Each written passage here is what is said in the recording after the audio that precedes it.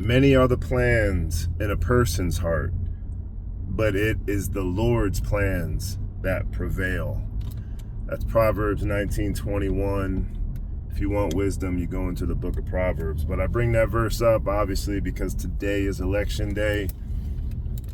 I'm just hearing the early results, and everything I'm hearing from the talking heads is, oh, black voters are doing this, white voters are doing this, young voters, old voters, female voters, men voters. They want to make sure they attribute where all the votes are coming from and who they're going towards. And all of it is just like, we're all human beings created in God's image. And we all have a reason for the vote that we cast, not just in this election, but for every decision we make. There's a reason behind it, and we feel justified by it. And so many of those reasons and justifications are preconditioned beliefs that we are unaware of. But hopefully, our God-given conscience is at work somewhere, so there really is a good intention behind those decisions, but they're not all going to be right. And we live under the authority of a good God who will take all the wrong decisions with the right intentions and still make good things out of it. His will still be done. So regardless of what happens, whatever the collective declaration, once all the votes are tallied, if you trust the results or not, whatever the result is, it will be the Lord's will. If it's time for judgment on this nation, then whatever's going to happen is going to bring upon that judgment whoever is in office. If that division, if that internal destruction is necessary, it's going to come. But that's why, again, the constant reminder is our home is not of this world. It's in heaven. We are here temporarily. Again, we're all spiritual beings living a human experience.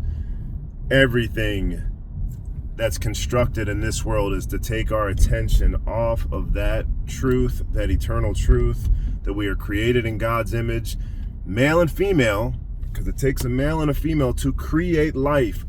God is the creator of all life. We cannot create life. We can manufacture it using God's ingredients that he gave us, but we cannot create it.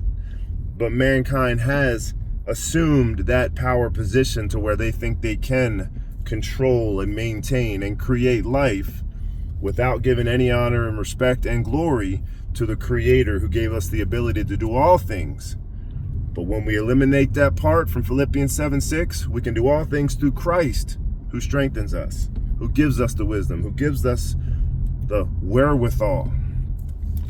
So whatever your vote is, whatever you're doing on this election day, whatever the results are, whether we know tonight, tomorrow, next week, next year, our claim is in heaven. It's not in this world.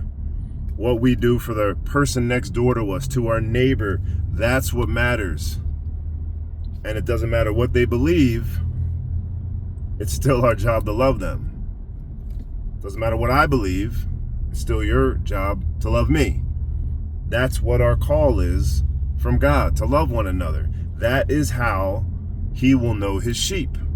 When you can love somebody that is not very lovable, and I can fall into both categories there. You know, we all can. And thank God for his grace. I cling to that like we all should. But when you cling to that grace, it should inspire you to show that grace to others, especially on this election day and in the weeks and days to come, and months and years, as this world is only going to continue to propel things that divide us and use identity politics and all their different characteristics, that a lot of which are God-given and we can't control, some of which we're conditioned to believe that we can or can't.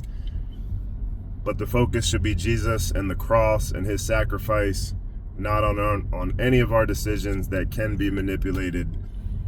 And it's our heart. Are we ready to forgive? That's it for today. I hope this finds you well. God bless.